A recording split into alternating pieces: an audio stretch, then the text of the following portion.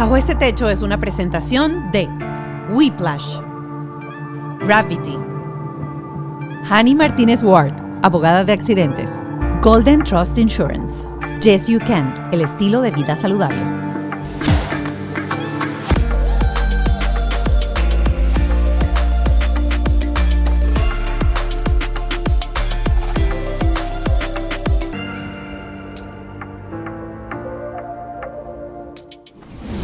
Mi gente debajo de este techo, hoy vamos a quitarnos la peluca. Hoy vamos a hablar sin peluca. Y es literal, porque mi invitada de hoy en Bajo este Techo es Michelle Faraco. Ella tiene una condición autoinmune que se llama alopecia, en donde pierdes el cabello, no tienes cejas, no tienes pestañas, y vamos a estar hablando acerca de eso. Y ustedes dirán, bueno, pero ya va, ¿qué tiene que ver eso con crianza? ¿Qué tiene que ver eso? Bueno, Michelle es conferencista y ha llevado su experiencia de vida y ese proceso de entenderse a las masas, y creo que me parece súper interesante traerlo acá, seas o no seas papá de un niño con alguna condición, ya sea una condición visible o una condición que no sea física, pero que exista. Cómo blindarles la autoestima, cómo ayudarlos a desarrollar el amor propio, a conectar con ellos, a sentirse que sí, que ellos son diferentes, pero son iguales, y somos bellos y somos hermosos por el hecho de ser. Todo eso lo vamos a conversar hoy en este programa de Bajo este Techo, que les digo está fabuloso. De paso, en el Patreon no pudimos tener mejor invitada para este tema que Karina Castro Fumero. Ella es neuropsicóloga, pediatra, y va a estar hablando precisamente qué hacer, cómo ayudar. Y cuáles son esas cosas que hay que modificar para que nuestra sociedad tenga mayor aceptación de las diferencias. Así que prepárense, que el programa de hoy está buenísimo. Y como les digo, sin peluca. Vamos a dejar caer la peluca.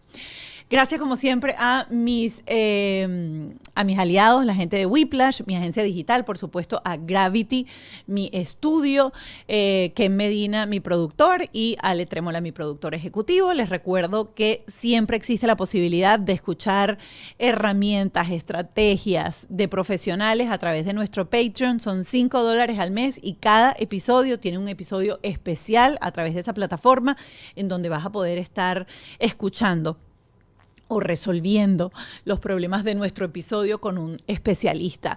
Por supuesto, síguenos en Instagram, síguenos en TikTok, @bajo este podcast, y por supuesto, si estás viendo esto en YouTube, suscríbete a nuestro canal, es totalmente gratuito, y dale a la campanita para que todos los martes te aparezca episodio nuevo. Ahora sí, estamos listos para abrir esta casa, dejar entrar bajo nuestro techo a Michelle Faraco. Y ya está aquí mi invitada de hoy, Michelle Faraco. Michelle, bienvenida. Gracias. Qué rico tenerte aquí, qué rico poder conversar de cosas que poco a poco van dejando de ser tabú, y poco a poco vamos empezando a abrazarnos y a querernos, y a querer los cambios, y a querer las cosas que nos suceden en la vida, y lo más importante, preparando a nuestros hijos a que estén también bien suavecitos y bien abiertos a que lo que viene, viene, y la diferencia está en cómo lo asumimos. En cómo lo afrontamos, ¿no? Mira, yo quiero empezar con esto, porque esto es un programa de parenting, de crianza, y tengo entendido que toda esta conciencia, o lo que hizo ese trigger, ese cambio, fue la maternidad para ti, en decir, ¿qué le voy a mostrar yo a mi hijo o a mi hija? ¿Cómo fue eso para arrancar de ahí y entender un poco cómo tu alopecia se ha convertido en un proceso de enseñanza, y cómo se va a convertir en un proceso de adaptación para nosotros que estamos escuchando y viéndote hoy? Sí, sabes que cuando empiezo a pensar en formar familia, una de las cosas que yo pensaba, yo juraba que iba a tener una niña. Okay. Ya yo estaba segura que iba a ser niña y que iba a tener alopecia, a juro.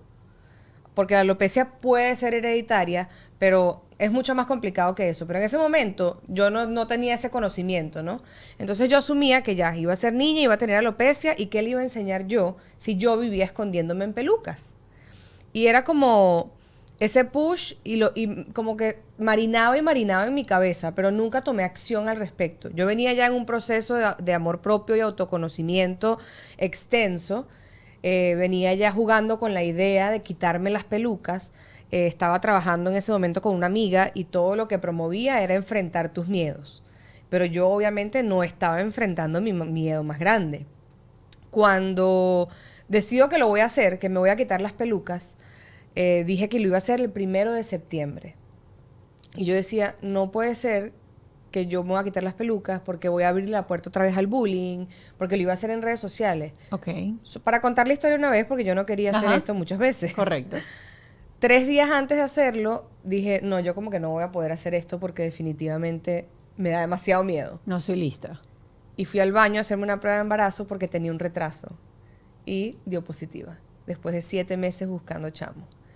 Y me senté en el baño a llorar, no solo porque iba a ser mamá, sino porque yo decía, no puede ser este mensaje que me estás mandando, que de verdad es el momento. Porque ahí dije, ya viene, o sea, ya no es una suposición, ahora es de verdad que viene una niña y si tiene alopecia, ¿qué vas a hacer? Tienes que mostrarte diferente, tienes que enseñarle algo, porque el miedo más grande que tenía también era que me culpara de la alopecia. Una de las cosas que yo agradezco siempre es que nadie en mi familia directa tenía alopecia, porque en los momentos muy oscuros de esta condición hubiese sido muy fácil recurrir a, porque es más fácil a veces culpar, ¿no? A lo externo, a lo externo, y recurrir a eso versus usarlo como trabajo interno. Creo que llega un punto en el que ese cambio existe, pero hubiese sido muy fácil hacerlo. Para entender un poco todo este proceso y todo este trabajo al que llegaste ese día, 3 días antes de esa fecha en septiembre, en donde tú dijiste, voy a dejar las pelucas, lo voy a hacer público, y pum, te enteraste que estabas embarazada. Me imagino que ustedes tienen la curiosidad de saber cuándo empezó tu proceso, cuándo te diste cuenta y, por supuesto, qué apoyo recibiste tú de tu entorno familiar, porque de esto va este podcast, entender un poco y cómo evolucionamos a medida que la vida nos pone retos y nos preparamos más para las generaciones que vienen a continuación. Total, mira, a mí me diagnostican la alopecia cuando tenía 7 meses o 1 año de edad, entre ese periodo de tiempo. Para mí, yo no tenía idea de lo que estaba pasando. Eso fue más que todo para mis papás, porque no daban con el diagnóstico exacto. Entonces era como esta nightmare, esta pesadilla de qué es lo que está pasando y qué es lo que tiene la niña. Cuando tus papás te tenían así de chiquitita, estamos hablando de 1 año, tenías poco cabello, no te terminaba de ser poco cabello. El cabello que tienen los bebés, ¿sabes? Okay. Y cuando se me cae es como que, bueno, está mudando el pelo, que siempre lo dice. O sea, perdiste cabello en ese entonces. Yo perdí, pero cuando ellos vuelven de un viaje, había perdido todo. Lo que tenía de pestañas, lo que tenía en la cabecita, o sea, todo se había ido. Cuando dan con el diagnóstico, para ellos fue como esta paz, pero todavía no se entendía muy bien qué era la alopecia.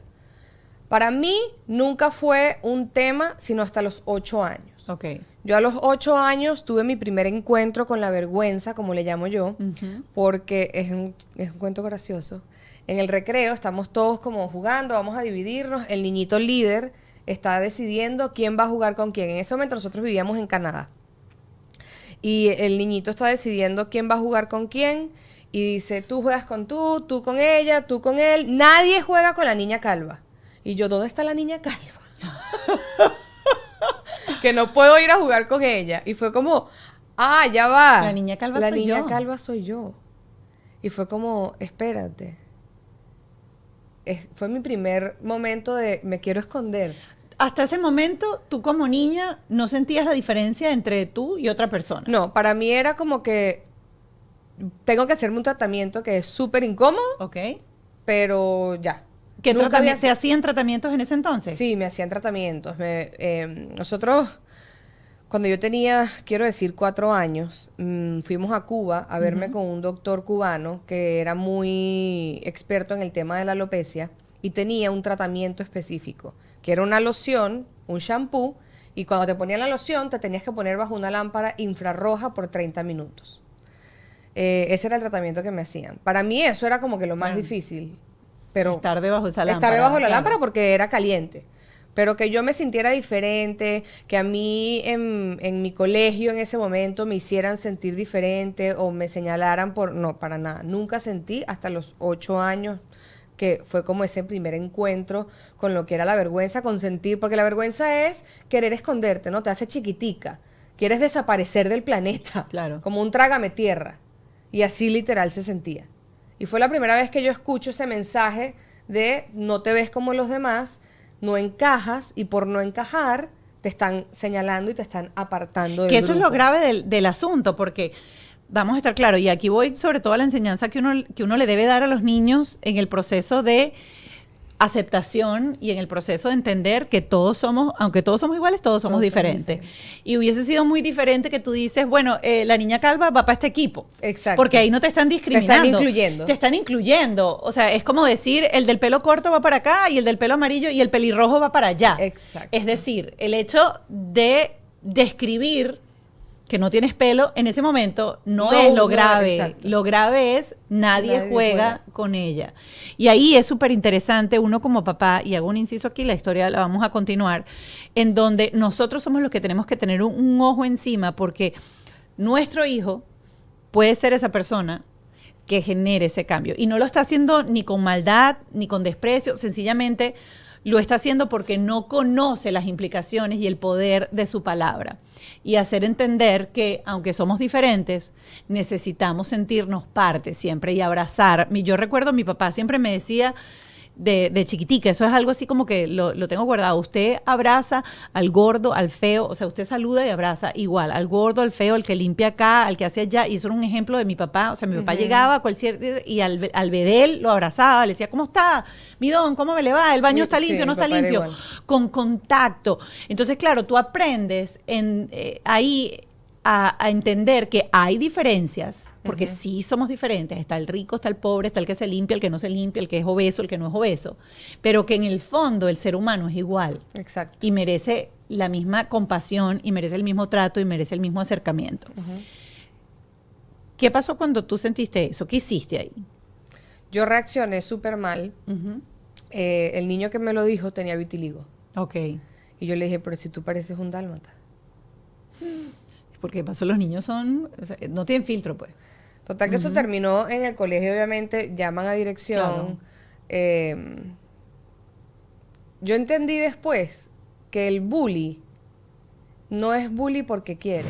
A veces uno necesita un amigo con quien hablar, y a veces necesitamos más bien alguien que nos diga si lo estamos haciendo bien o lo estamos haciendo mal en la vida, si nuestro negocio digital va por el camino correcto o si tenemos que intervenir de repente más en publicidad, o al contrario, meter el freno de mano para reestructurar algunas cosas y luego ahí sí darte con todo. Porque todos esos pequeños errores te hacen perder dinero, así que no esperes más y entra en whiplash.com. Si ya tienes camino recorrido o estás comenzando de cero, eso no importa. Ellos te van a ofrecer esa asesoría súper completa para emprendedores y grandes empresas que quieran marcar un antes y un después en su negocio y, por supuesto, en sus ingresos. Tienen un workshop. No, ahí te van a entrevistar y se van a meter hasta la médula analizando cada detallito de lo que haces para darte soluciones que muchas veces o casi siempre tienen que ver con tecnología. Ya sabes, si te sientes estancado, quieres comenzar a toda máquina, whiplash.com en 2 pasos. Agendas tu asesoría y, que te lo digo yo, se van a convertir en tus mejores amigos. Gravity es un one-stop studio, un espacio donde tú llegas y mira, aquí no te tienes que preocupar por nada, te lo tienen todo, todito, todo. Más, miren, hoy estoy estrenando comunicación hasta mira esto, me están diciendo que me quieren mucho por el intercom. Todo eso lo tienes aquí. Tienes desde la sala de maquillaje, iluminación, sala de espera, todo lo que necesitas para tu sesión de fotos, de video, de podcast, creación de contenido, lo que tú te imagines. Visita ya la página gravity.com o síguelos en sus redes sociales @gravity para conocer más acerca de sus servicios. Es un mecanismo de defensa. Y cuando nosotros nos bulean, es algo que tú aprendes. Porque, ¿qué pasa? Si yo no encajo de cierta forma, pero a mí me están bulleando, yo veo esta actitud, yo estoy aprendiendo que eso es una manera de encajar. Porque al bully lo siguen, casi siempre lo siguen. Es el líder en casi todas las historias. Y tú aprendes, bueno, si yo quiero encajar, esto es una de las cosas que yo puedo hacer. Yo nunca me volví una bully, pero yo sí le hice bullying a a ciertas personas en el colegio era mi mecanismo de defensa. Hoy en día me arrepiento muchísimo y después de que aprendí, o sea, pido disculpas públicas, siempre lo digo, pero al final nosotros vamos como aprendiendo estas actitudes. Yo creo que en esa experiencia una de las cosas que mis papás me enseñaron mucho cuando pasa eso fue enseñarme que si bien me habían herido, yo también había herido. Okay. Y ahí me notaron las diferencias de lo que es de ser diferente, pero que todos somos iguales. Y así como yo me sentí, o sea, ellos fueron muy inteligentes de enfocarlo, de cómo te sentiste en ese momento, porque así lo hiciste sentir a él. Él se sintió igual que tú. Pero claro que no, si él es el bully. Claro. No, pero yo hice lo mismo, yo imité el comportamiento. A partir de ese momento, porque niños son niños y aunque la lección haya quedado ahí y tenga esa repercusión en tu vida hasta el sol de hoy que la recuerdas, el proceso de entrar en nuestra célula y en nuestra mente todo eso, sobre todo siendo niña, que aunque estabas creciendo en Canadá, supongo que tienes raíces latinas. Yo crecí entre Venezuela, Canadá y Estados Unidos. Venezolanas, sí. En donde vamos a estar claros el concepto de belleza física y el concepto de cabello largo. Yo recuerdo, mi mamá era muy floja para peinar. Mi mamá, o sea, mi mamá también, cuando teníamos pelo. Era muy floja para peinarme. De hecho, yo creo que hasta tercero o cuarto grado yo siempre tuve corte de varón. Y yo me ponía franelas para caminar por la casa y sentir que había algo, y ese era mi cabello. Las franelas me las ponía hasta acá. Y ese era mi cabello. Sí, yo también jugaba así. Y yo recuerdo que como en cuarto grado le dije a mi mamá, ya, o sea, yo quiero tener pelo, yo me sé peinar, o sea, ¿cuál es la cosa de que yo tenga el mismo corte de pelo que mi hermano? Pero en nuestra sociedad, los cánones de belleza, crecimos con el Miss Venezuela, con lo que el cabello, eso va directamente ligado con la feminidad, y lo entiendo hoy en día mucho porque mi esposo es alemán, y las mujeres alemanas no usan el cabello largo, no, usan todas el cabello corto. De hecho, yo recuerdo una anécdota, creo que la he contado aquí otras veces, que una vez desayunando en un hotel, mi hijo estaba chiquitico, él me decía, mamá, ¿por qué ese niñito tiene dos papás? Y yo le decía, no, mi amor, no son dos papás, esa es una mamá y un papá. Hay niños que tienen dos papás. Le dije, pero en ese caso, no, mamá, míralos bien, son dos papás. Y si tú te ponías a ver, casi que la mamá parecía más papá que el papá, porque no tienen, porque para el alemán, después lo entendí, por ejemplo, toda la coquetería y toda esa cosa de uno, que los zarcillos, la cosa, la pintura, no sé qué, eso está ligado como a... Como eres vanidosa, eres poco inteligente y tienes como poco valor en la cultura alemana. Pero para la cultura nuestra, no. Para la cultura nuestra es así como que, o sea, la niñita no tiene 2 meses y el lazo es más grande que ella. Literal. La pobre carita no puede aguantar la cabeza. Y la vaina es que, ay, le acaban de regalar este lazo. Una foto con la niña, pero no se le ve la cara. Sí. Esas cosas pasan en nuestra cultura. ¿Cómo hiciste tú? Y cómo a partir de los 8 años que empieza ya la preadolescencia, la coquetería y todo esto con la alopecia, pues. Yo, mi adolescencia la viví en Venezuela, que está el estándar de belleza mucho más inculcado. Y creo que fue una de las épocas más difíciles de mi vida, porque si bien yo tuve un entorno familiar, yo fui muy bendecida en ese aspecto porque mi papá, mi mamá y mi hermana siempre trataron mi condición con mucho tacto y nunca me hicieron sentir diferente en casa. Por ejemplo, nosotros no teníamos que ir al médico a que Michelle se hiciera un tratamiento. Eso era una opción si Michelle quería hacerlo. Entonces siempre fue como muy mi decisión. Mi condición era muy mía. Pero en Venezuela, crecer sin cabello, aunque yo tenía, lo que pasa es que tenía huecos muy pronunciados, entonces tú me veías que, o sea, cuando se están quedando como calvitos aquí, que se peinan así, yo hacía lo mismo, yo buscaba cualquier tipo de formas. Mi estilo de vestir se veía influenciado por cómo iba a estar mi cabeza. Por ejemplo, nunca voy a olvidar cuando nos fuimos a los 17 años a Choroní Y yo me desperté un día y tenía el hueco aquí, en todo el centro de la cabeza. Y mi pareja en el momento se fue al malecón y compró un montón de bandanas tejidas para que yo pudiera ponerme las bandanas y taparme el hueco. Yo fui como un reptil, que vas como cambiando, un camaleón, que vas como cambiando de piel. Yo cambiaba de estilos, yo lo único que buscaba era cómo esconderme más. Si era con pelucas, en principio era con bandanas, con cintillitos, con lo que yo tuviera que ir para que no se vieran los huecos. Cuando ya fue tan prominente que tuve que raparme la cabeza, fui a las pelucas. Y luego era cómo estilizas las pelucas para que no se nota que era una peluca. Porque yo tuve una experiencia muy horrible en la universidad donde una muchacha decide que en el medio del pasillo de toda la universidad ella me iba a arrancar la peluca delante de todo el mundo. Ella se me acercó por detrás y me arrancó la peluca. Y fue un encuentro con la vergüenza bastante complicado porque ya entendía más, ya era más adulta y me sentí completamente expuesta y humillada. Entendí cuál era la diferencia entre humillación y vergüenza, ¿no? Y fui como, ok, ahora esto quiere decir... Claro, ya no era un niño de 8 años ya no era un que niño tampoco de 8 tenía años. conocimiento de lo que hacía. Correcto, ya esto era una mujer adulta. Y fue un mensaje muy poderoso de, Dios mío, ¿qué más tengo que hacer? O sea, no puedo no tener pelo, me compro pelucas, pero ahora resulta que tampoco puedo tener pelucas. Porque es que tiene que ser tu pelo, porque si no, no es válido. Yo siempre hablaba de la alopecia muy abiertamente. Mi condición, digamos, nunca, yo siempre decía, pero si yo no soy acomplejada, claro, yo no entendía que sí era acomplejada, tenía un complejo muy grande porque no encajaba. Pero como yo crecí con la alopecia, mi condición no era la raíz del complejo, era el no encajar con la sociedad. Y el continuar escondiéndome y escondiéndome y escondiéndome.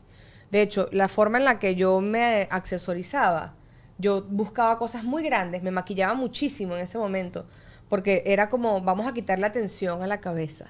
Todo era en base a que no se notara.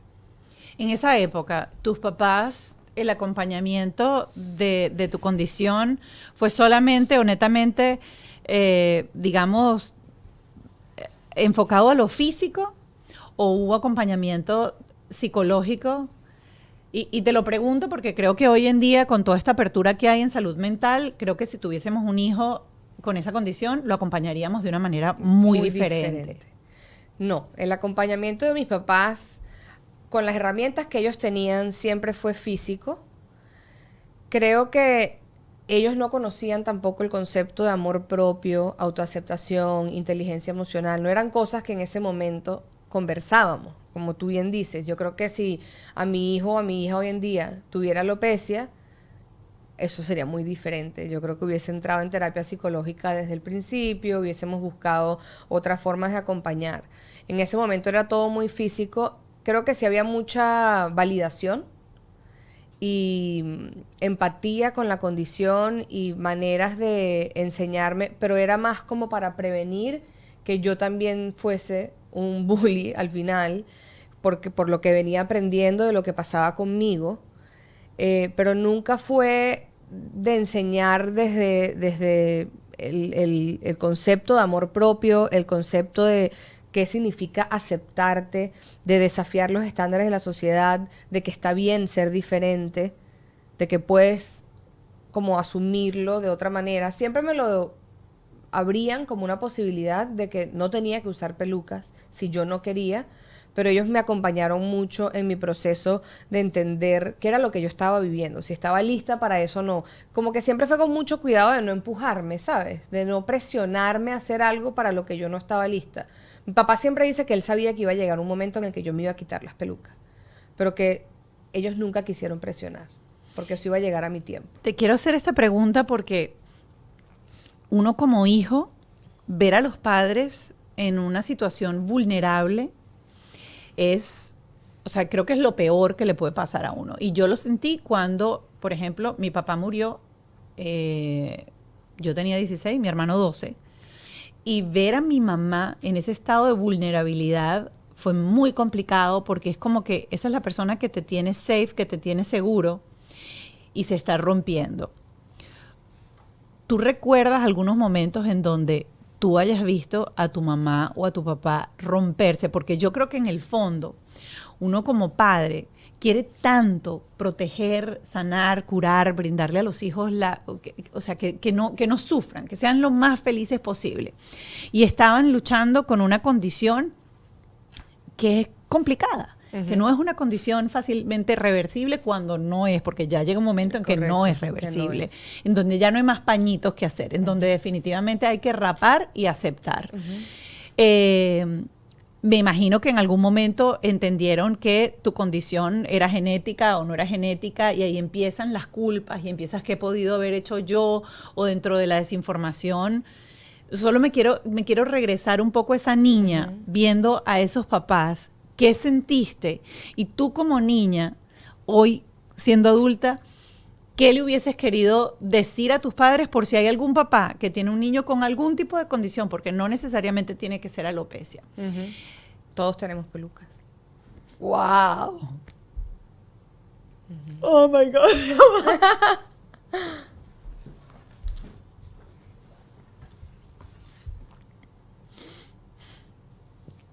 Ya me van a traer los supli. ¿Qué le hubiese dicho a tus papás cuando tú en algún momento pillaste a tus papás vulnerables, sintiéndose culpables, queriendo mandar el tiempo atrás, queriendo evitarte todo lo que veían que quieras o no? Ahí estabas tú como una guerrera enfrentando el día a día.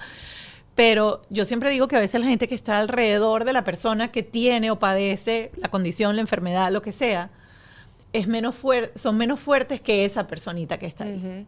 Mira, yo tengo un recuerdo súper vivo de una situación en casa que fue como la primera vez que me di cuenta lo mucho que mi condición afectaba al entorno familiar. Yo estaba en la universidad y la peluca que tenía estaba muy vieja.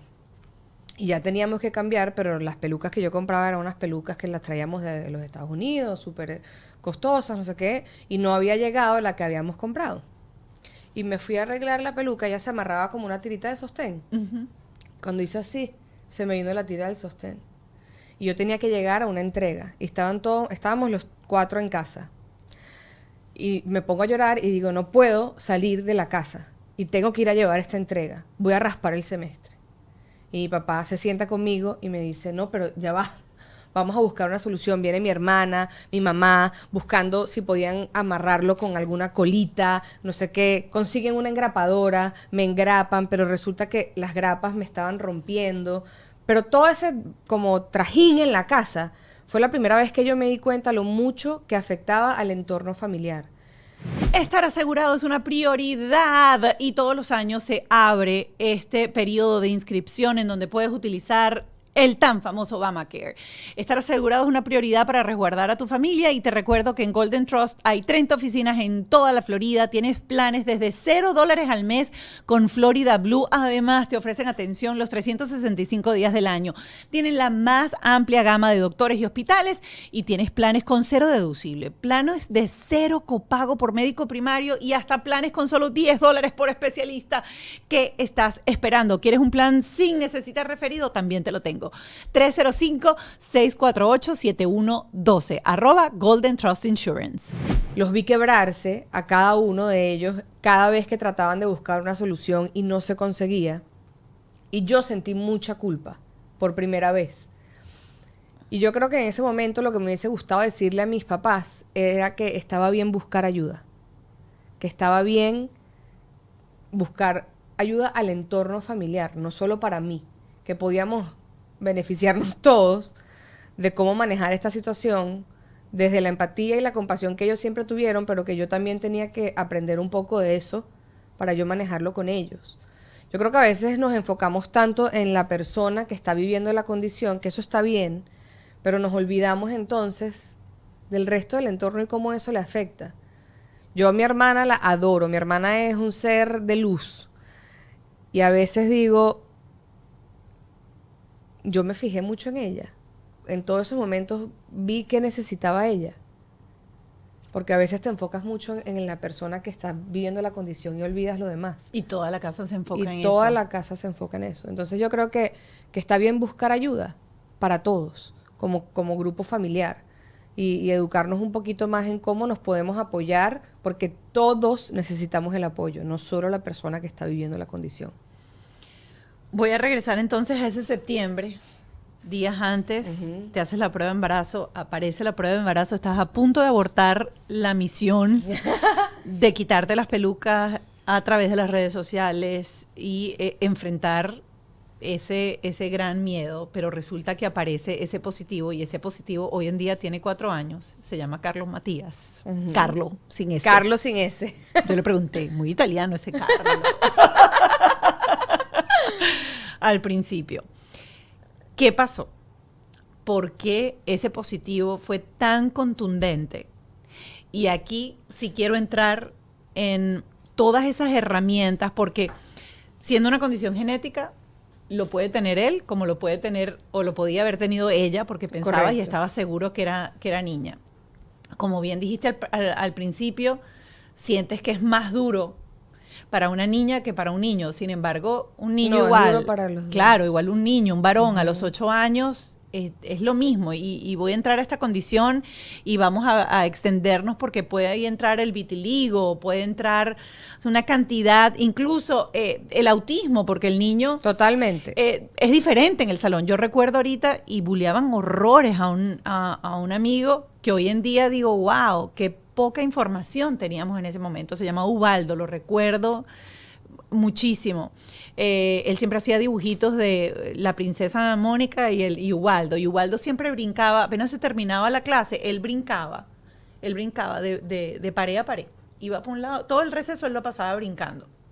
Iba para un lado y iba para el otro. Era un tipo brillante, estaba en un colegio normal, no un colegio especial, se graduó con nosotros, pero ninguno de nosotros sabíamos que tenía una condición diferente. Yo creo que para ese entonces tampoco ese tipo de autismo estaba como diagnosticado. Antes era el espectro sí. y el espectro, o sea, podía menos ser... que eras muy autista, que te tenían encerrado en tu casa, porque en esa época encerraban. Voy a cumplir 50 el año que viene, por eso digo que en la época mía de niña encerraban. Y luego estaban estos otros niños que eran muy diferentes, pero que eran sometidos a un bullying muy fuerte por una cantidad de niños que no eran niños con una calidad o con una compasión aprendida, porque yo creo que eso lo aprendes en cierta forma desde tu casa, desde tu hogar. Y quiero hablar de eso porque me imagino que tú estás preparada a enfrentar lo que venga, si es que viene, o lo que venía en ese mundo de pensamientos desde ese positivo hasta que nace el bebé. Para mí fue como un flashback. ¿Sabes qué? Dicen que cuando te vas a morir tienes un flashback de un montón de eventos. Sí. Cuando yo vi eso, fue como un flashback de todo lo que yo viví. A mí en el colegio me decían Calvin Klein, Zinedine Zidane. Hoy me da risa, pero en ese momento me afectaba muchísimo. Claro. Yo no podía escuchar la palabra calva, que es una forma de escribir, pero yo escuchaba calva y era un trigger importantísimo en mi vida. Para mí fueron todos esos flashbacks porque eso me decía que él podía vivir eso, que ella podía vivir eso y que yo no tenía las herramientas para acompañarla. O sea, como que no caía en cuenta que yo tenía las herramientas, pero que yo tenía que también conseguir esa valentía por ellos. Digo ellos, yo tengo un solo hijo, es Carlos Matías, pero yo digo ellos porque, claro, yo en ese momento pensaba que era niña. Entonces, como no sabíamos... Exacto. Fueron esos flashbacks que me impulsaron. Y cuando llega mi ex esposo a la casa, le dije, no lo puedo hacer, no lo puedo hacer, no lo puedo hacer. Le mostré, él tenía una sorpresa para enterarse que era papá. Cuando pasa la emoción de que vamos a ser papás, le digo, no lo puedo hacer, pero siento que lo tengo que hacer. Y él me dijo algo muy importante. Él me dijo, no puedes afrontar la maternidad desde ahorita haciéndolo por los demás. Tienes que hacerlo por ti. Y eso va a repercutir en él o ella. Y todo el trabajo que yo vine haciendo de amor propio y de autoaceptación, que fue inspirado por él, mi ex esposo, recién conocidos, cuando yo por fin le cuento que yo porque tengo él te conoció con peluca. Él me conoció con peluca. Y él bueno. Él ya sabía. Claro. Él es médico. Okay, en algún momento metió la mano también. Claro. Claro. No por ahí, la cabeza. Metió la mano. El cuento de cómo yo le cuento a él que tengo peluca es muy gracioso.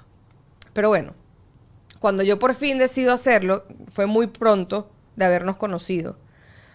Y yo no puedo decir que ningún hombre alguna vez como que no voy a salir contigo porque tienes peluca o tienes alopecia o te ves diferente. No. ¿Lo sentiste alguna vez? pero sí lo sentía. Ok. Yo sentía que mientras yo tenía la peluca, todo estaba bien. Entonces, cuando yo por fin le cuento a Chema, ese es su nombre, la respuesta de él fue la cosa más genuina que yo había experimentado en mi vida. Yo salí hecha un mar de lágrimas, tapándome la cara, no porque no quería que él me viera, era porque yo no quería ver la reacción de él. Y él me abraza y me dice, ¿por qué estás llorando? Ya yo sé.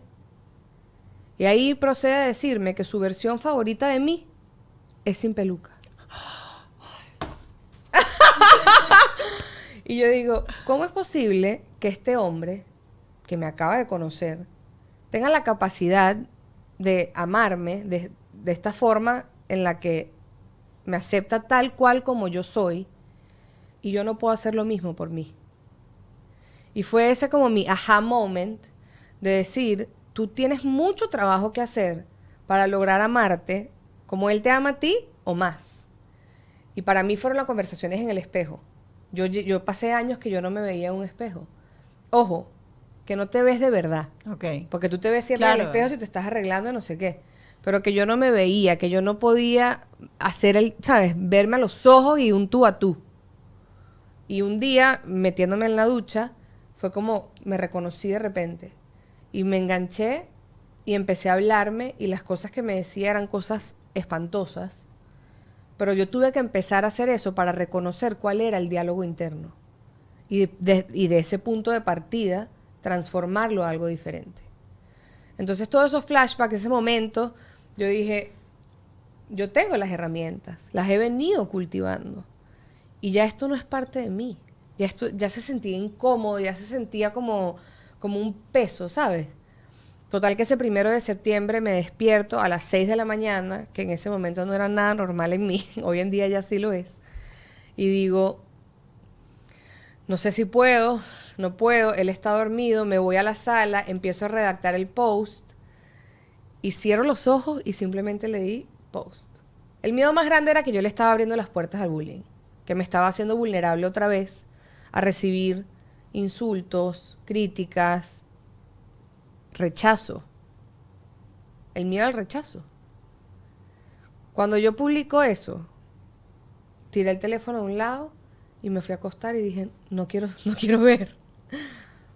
Para mi sorpresa, Publicaste una foto sin peluca. ¿Qué publicaste? Yo publiqué unos stories en donde poco a poco fui como descubriendo que no tenía pelucas, que tenía alopecia y al final aparezco sin pelucas. Y en el feed publiqué un estilo de GIF donde aparezco quitándome la peluca. Ok.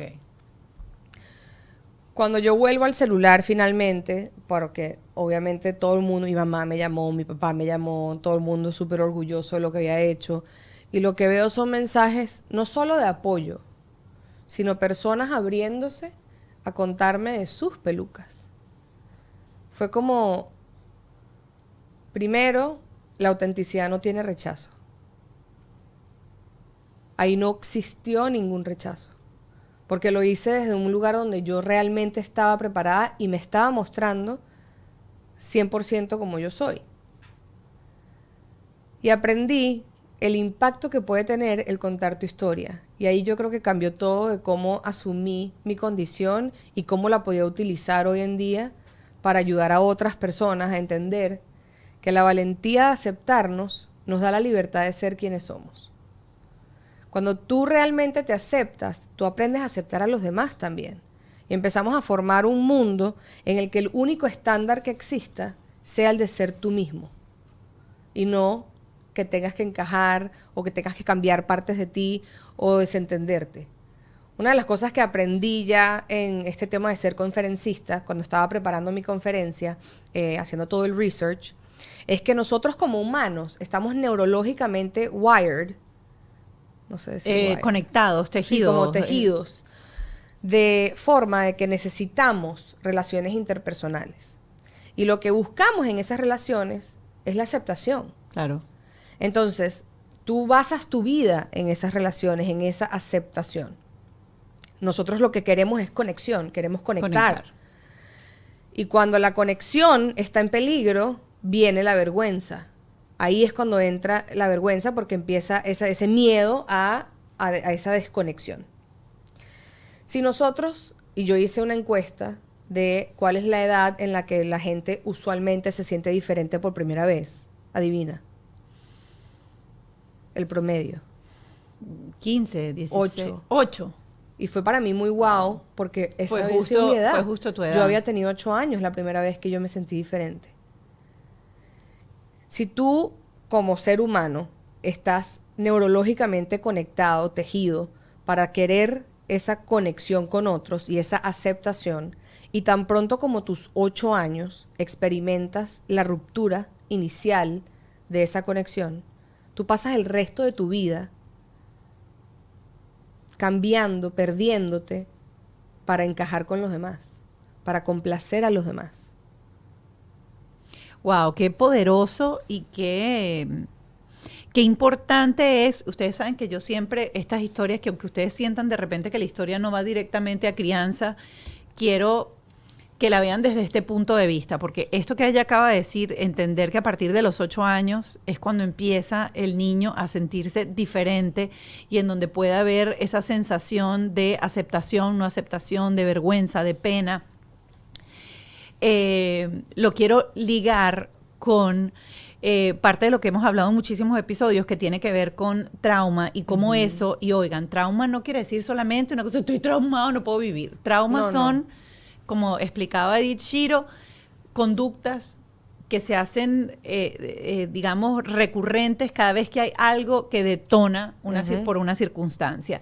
Y yo justamente ayer estaba publicando un post y unas historias en donde yo hacía referencia de la dificultad tan grande que tengo yo para pedir, para hablar y para decir, no sé, ¿sabes qué? Viene un programa nuevo, yo quiero que ese programa me lo den a mí, hazme un casting porque yo quiero ese programa. A mí, entrar a esa oficina de ese jefe a decir eso, me detona traumas que vienen desde mi infancia, en donde seguramente hay un miedo enorme al rechazo, o un miedo enorme al sentir que yo no me lo merezco, porque a veces no es ni siquiera el rechazo externo, porque yo sí me digo que es lo peor que me puede decir, ay no, que ese programa no es para mí, que ese programa es para otra persona. Pero el miedo interno de ir a decirle a alguien, yo quiero que me hagas la prueba de esto porque yo creo que yo me lo merezco. Todo eso está sembrado cuando los chamos son súper chiquiticos. Y ahí es donde yo voy, que todas estas historias que yo traigo acá, lo que intentan es sembrar conciencia de que si tú quieres crear un hijo con inteligencia emocional, un hijo fuerte emocionalmente y sin tanto problema psicológico, porque seguramente hará terapia él también cuando él llegue, porque por supuesto. Todo lo que nos pasa en la vida nos puede generar traumas, unos más complicados, otros menos, pero te da a ti la herramienta de entender que la única manera de acompañar a tus hijos en el crecimiento es recableándose uno mismo, estudiándose uno mismo, entendiendo uno mismo para ayudar y alivianar. Ahorita que estás diciendo esto de que abrirte y mostrarte vulnerable fue como el arma más poderosa, me hizo recordar uno de los debates de las primarias ahorita republicanas. Ilia Calderón fue una de las presentadoras de Univisión, fue una de las, ¿cómo se llama eso? De las personas que estaba encargada de hacer las preguntas, del debate, de liderar el debate. Y me llamó mucho la atención de que Ilia tiene vitiligo. Trabaja en televisión, en un medio, o sea, Televisa Univisión, que esa vaina es, o sea, pestaña postiza. Sí, sí. O sea, uno duerme y no le sale ni la gaña. Y la mujer tenía su vitiligo en el cuerpo, en el cuello, sin tapar.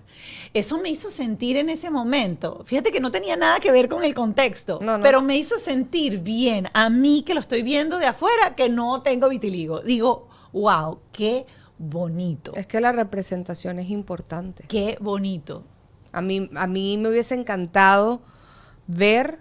Sufres de inflamación, colitis, gastritis, estás inflamada, después hinchada, después que comes y todavía quieres quitarte unas libritas de más, quiero decirte que este Convito es la solución. Tiene el pura fibra, que es lo que necesitas para que tu función intestinal esté funcionando como debe. Por supuesto, el Pure Greens, en donde tienes todos los vegetales que necesitas, la ración de vegetales que necesitas al día, y además esta mezclita que lo puedes hacer con agua fría y tomártelo como un refresquito, viene con el aloe de Yes You Can. Si tú utilizas estos 3 productos, te prometo que vas a ayudar a tu cuerpo a funcionar mejor, a que esa función digestiva, que tengas menos acidez y que esa función digestiva funcione mejor, valga la redundancia. Recuerda, Yes You Can. ¿Cuándo llamar a mi abogada? Tengo un accidente y uno se hace esa pregunta. Muchas personas deciden llamar a su abogado de accidentes días después de lo sucedido, y aunque está bien, quiero decirte que no es lo óptimo. Lo mejor es que llames desde la escena del accidente. ¿Por qué? Te lo voy a explicar aquí en este momentito. La escena del accidente es donde están todas las evidencias que se pueden recolectar para probar tu inocencia. Ahí es donde uno puede recopilar fotos, videos, testimonio, pero también vas a tener un especialista, si llamas a tu abogado, que va a recolectar incluso pedazos del vehículo para determinar la velocidad, el ángulo y, por supuesto, la hora exacta en la que sucedió el accidente. Si estás en un accidente y estás en la escena, recuerda este número 855-DOLOR55, y si ya pasó y estás todavía dentro de los días de gracia, llámala. 855-DOLOR55, 855-3656-755, @Hani Martínez Ward, tu abogada de accidentes. A mujeres calvas en televisión, en revistas, cuando yo estaba creciendo. No y eso fue una de las cosas que más me ayudó también en mi proceso de finalmente quitarme las pelucas. Fueron muchas cosas, ¿no? Empezando desde la maternidad, por supuesto, que fue un detonante importantísimo. Terapia psicológica, porque por primera vez mi terapeuta me dice, pero ¿y si te las quitas? Yo decía, eso ni siquiera era una opción para mí hasta que ella no me lo presenta. Pero también fue ver a otras mujeres calvas que también habían hablado sobre la alopecia y estaban, digamos, creando esa conciencia de que existe la condición. Todavía no se habla casi de lo que es la alopecia, sobre todo universal, porque la asociamos mucho con la caída del cabello de los hombres, porque es alopecia como más común. Pero cuando se trata de la mujer, no lo vemos tan seguido. Y la representación es importante, no solo de condiciones, sino obviamente también de culturas. Y que no es la consecuencia tampoco de una quimioterapia, por ejemplo. Pero bueno, es que ese es el primer misconception que yo tengo. Tienes cáncer, estás enferma, porque una mujer calva es una mujer enferma. No es por elección. O a veces se han sorprendido pero te ves súper bien. Como que, ¿sabes? Como que debes estar pasando por una quimio, pero te está cayendo buenísimo. Claro, porque no existe la información. Porque no... Y eso fue una de las cosas que también me inspiró mucho a continuar el camino de conferencista y de hablar y contar mi historia 1001 veces para que fuese motivo de inspiración a otros y de entender que es eso. La mía era muy literal, pero todos tenemos pelucas, como dije antes. La mía era la que te quitas. Pero todos podemos mostrarnos tal y como somos, porque es desde ahí que empiezas a ver todas las oportunidades que te brinda la vida. Para mí ser conferencista no existía, eso no era ni siquiera una carrera que tú podías hacer. Y es cuando empiezo en este mundo desde mi autenticidad, desde explorarme las cosas que yo de verdad quiero y no lo que se supone que debo hacer porque la sociedad lo dice. Y ahí empiezas tú a crecer y a explorar otras cosas, otros caminos, otras avenidas que te van llenando y te van direccionando a tu camino correcto. Voy a tu faceta como mamá con Carlos. Hay dos cosas. Primero, todo esto que tú aprendiste, ¿ok? Incluso el bullying, ¿no? Que tiene 4 añitos, pero ya a los 4 años empieza el niñito en el parque a meter el golpecito. Me pasa mucho cuando voy a su salón. Ya tú sabes cuál es el jodedorcito y cuál no es el jodedorcito. Y lo otro es, mi mamá es diferente. Yo veo a mi mamá y mi mamá es diferente a las otras de mamás. Y de repente algún amiguito de mi clase me trata mal o me dice cosas que no me debería decir porque resulta que mi mamá es diferente. ¿Cómo blindas tú o cómo tú acompañas a Carlo Matías para que la gente que esté pasando por algo por el estilo sepa, mira, ella hace este tipo de cosas, conversa, abre este tema de conversación que yo creo que con los niños nunca es muy temprano. Nunca. Y nunca es muy complicado. Sí. Lo más sencillo posible. Me pasa mucho, me encanta que digas lo de mi mamá es diferente, porque ya en su salón tú puedes identificar, nunca es de maldad. tú lo ves a los niñitos que son jodedorcitos, pero por puro joder. Y yo llego al salón y hay 2 niñitas que siempre lo hacen de tono como de chiste, ¿no? De burlita. Pero no de burla malintencionada, sino es esa burla de, jaja, tú no tienes pelo como yo. Y yo me quedo como que, te digo, a veces me duele, a veces no estoy de humor. A veces no quiero lidiar con eso. Claro. Pero igual me paro, me agacho, me pongo a su nivel, la dejo que me toque la cabeza, le explico, tengo alopecia, es una condición autoinmune. Estas mismas palabras. Claro. Es una condición autoinmune y se me cae el cabello. Eso es todo. Eso es todo. Ah, ¿no tienes pelo? No tengo pelo. Qué rico se siente. Entonces vienen todos y me tocan la cabeza y siguen jugando. Ah, pero Carlos tiene... Porque ya va. Tú no has visto fotos de Carlos, pero Carlos tiene burda de pelo. La mata. La mata de pelo. Y con Carlos me da risa porque él nunca preguntó. De hecho, su madrina, su tía, tienen mucho pelo. Y a Carlos le molesta si le pegan la cabeza o la cara. O sea, si él siente pelo, es como que... Porque, claro, está acostumbrado a su mamá que no tiene pelo. Y él nunca me preguntó por qué no tienes pelo. Yo me di cuenta que fue un cambio en el salón cuando llegó como a los 3 años. Y yo estoy segura que viene de sus amiguitos cuestionar. Mucho antes de cuestionarlo delante de mí, yo creo que a él le preguntaban mucho en el colegio por qué tu mamá no tiene pelo. Porque él llegaba a la casa y me decía, mamá, ¿por qué no tienes pelo? Porque tú no tienes pelo como las otras mamás. Y yo decía lo mismo. Hijo, yo tengo una condición autoinmune que se llama alopecia y pierdo el cabello. Y yo estoy segura que a él le preguntan en el colegio y él ya sabe de repetir esas palabras. Y eso les quita a ellos como la curiosidad, porque si tú te pones a darles vueltas, es como los confundes más, lo haces más complicado, lo haces más tabú. Y ellos empiezan a tener hasta más curiosidad por preguntar, por tocar. Ya llega un punto que yo estoy segura que yo voy a entrar a ese salón y ninguno de ellos me va a preguntar por qué no tengo pelo. Porque ya todos se van a saber la historia, ya todos van a ver como matado esa curiosidad conmigo. Claro. Luego va a venir la adolescencia y van a venir cambios mucho más grandes y van a haber confrontación con otro tipo de niños. Sí. Tú le has hablado y le has abierto la posibilidad de que mira, o sea, de repente, o te lo has planteado y tú sabes que va a llegar de repente en algún momento en donde eso puede ser un arma para joderlo y para herirlo, en alguna discusión, porque el ser humano es así, a veces tiene como un venenito ahí guardado que está esperando el momentito, el dardito, y cuando menos, ¡pum!, tú sientes que ese trabajo que tú has hecho de decirle y recordarle siempre, yo tengo una condición autoinmune que se llama alopecia, yo pierdo el pelo. Y eso es como que todos los días. Yo soy así. Sí, yo sí siento que eso ha ayudado. Más siento que ayuda el tema de enseñar inteligencia emocional, de validar sus emociones.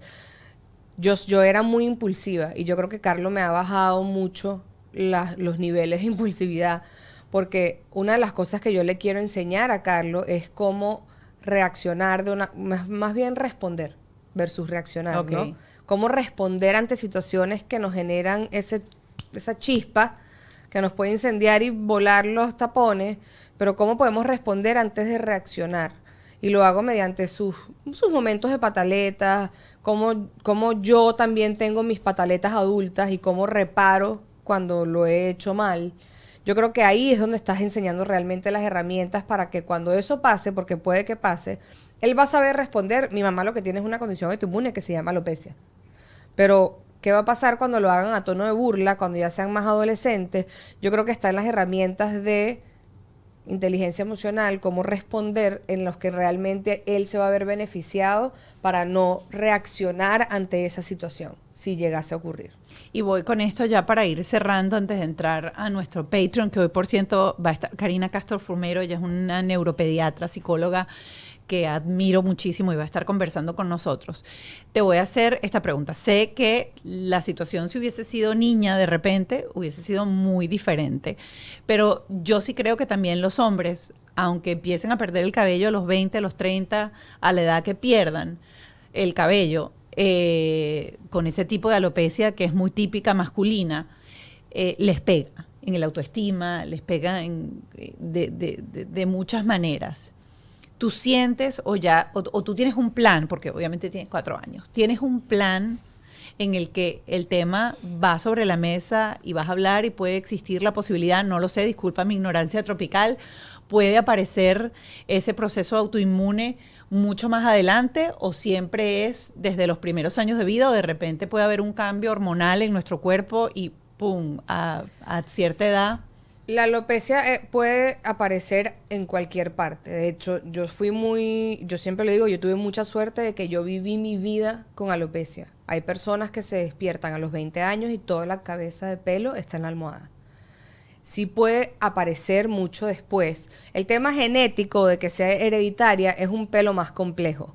No, para que eso aparezca, no es un solo gen. Okay. Tienen que existir o coexistir múltiples genes. Me disculpan los médicos porque puedo estar usando términos incorrectos, pero no es como que él va a tener alopecia asegurado. Puede que la tenga, pero sería muy difícil que él en verdad lo desarrolle. Yo creo que si él desarrollara la alopecia, más que por mí, sería porque en su familia varios de los hombres han estado experimentando esa calvicie del hombre normal, ¿no? Pero yo creo que, Carlos, los niños aprenden viendo.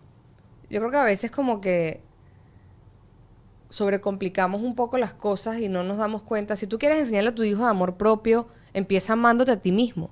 Ellos aprenden por el ejemplo. Si tú quieres enseñarle a tu hijo de inteligencia emocional, empieza tú a mostrar cómo tú manejas la inteligencia emocional.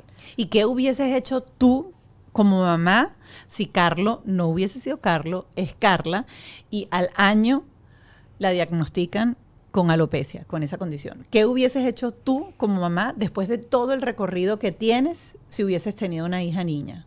Yo creo que hubiese empezado el concepto, que lo estoy haciendo con Carlos de todas maneras, porque como te dije, todos tenemos pelucas. La mía era la alopecia, pero él puede tener 1500 pelucas diferentes. Yo creo que es empezar los conceptos de amor propio desde muy, muy temprano, de autoaceptación, de crecimiento personal, cómo explorarte a ti mismo, cómo conocerte de una forma que no te rechaces, porque todo empieza por nosotros. Si tú exploras estos conceptos desde temprana edad, ellos empiezan a absorberlo con mucha más facilidad y pueden aplicarlo en su vida como unas herramientas que tú les estás brindando desde el inicio. Si hubiese sido Carla y tiene alopecia, yo la hubiese empezado a preparar para eso desde mucho antes. Yo creo que uno mostrándome yo como soy, de haberme quitado las pelucas, eso creo que hubiese sido lo más importante, porque ella ya va a ver, uno, que no es la única, y dos, que ha hecho mi mamá para sobrellevarlo y para hoy en día ser tan segura de sí misma, porque al ver a una mujer segura y confiada, empoderada, confiada, que se siente bien. Aunque empoderada ahorita lo usa todo el mundo. Sí. Ella ya al ver eso, empiezas tú a no ver que no encajas, porque ya tienes una referencia de que sí encajas en la sociedad, de que sí puedes ser aceptada. Entonces yo siempre he dicho que empieza desde ti mismo, porque eso es lo que va a ver tu hijo. En cambio, si ella hubiese visto una mamá con peluca escondiéndose, ella va a ir aprendiendo, me tengo que esconder, tengo que ir transformándome yo, perdiéndome yo para encajar con la sociedad. En cambio, si tú les muestras desde el ejemplo, todo es diferente. Ay, Michelle Faraco, qué buena conversa, qué rico, qué agradable haber pasado estos minutos conversando contigo. Eso que ella dijo son años de estudio, años de terapia, años de conversa para uno llegar a, como ella dijo en este episodio, verse de verdad en el espejo. Si no tienes un coach, llámalos como quieras, terapeuta, coach o como sea, que a veces es uno, a veces son cientos, a veces son otros, a veces nos das con el que es y tienes que cambiar, no logras llegar a ese manual y a esas respuestas que necesitas para poder tener las herramientas para encontrarte, para ser feliz y lo mejor de todo, para que tu proceso como padre sea un proceso productivo y les estés dando también a ellos las mejores herramientas posibles. Gracias por esta a ti, me conversación, encantó. qué rico. Vamos a conectarnos dentro de poco en Patreon. Recuerden que Patreon es una plataforma paralela, son $5 al mes y van a poder escuchar ahí pues todas las entrevistas con los especialistas. Hoy en específico, Michelle Faraco va a estar con Karina Castro Fumero, ella es neuropsicóloga pediatra y vamos a estar hablando como de varias cositas. Uno, vamos a hablar de ese detonante que dices que a partir de los 8 años es cuando uno empieza a sentirse diferente y fue justo el momento en donde ella sintió esa vergüenza por primera vez, cómo manejarlo con nuestros hijos. Y me parece súper interesante también ir al otro lado, ir a ese resto de compañeritos que estaban ahí, que se pliegan siempre detrás del bully y que sienten una sensación como divertida y sabrosa de estar ahí hostigando a otra persona, entender por qué y lo más importante, reconocer si nuestro hijo está también en esa posición. Exacto. Y qué hacer. Qué bello. Eso es Gracias, importante. qué Gracias. sabroso. Me Mira, encantó. me voy así porque yo también quiero ser como los niñitos. Como los niñitos del salón. Se siente rico. Un beso grande. Gracias a todos. Ay, gracias, me encantó. Qué bonito. Bajo este techo fue una presentación de Whiplash, Gravity, Hani Martínez Ward, abogada de accidentes, Golden Trust Insurance, Yes You Can, el estilo de vida saludable.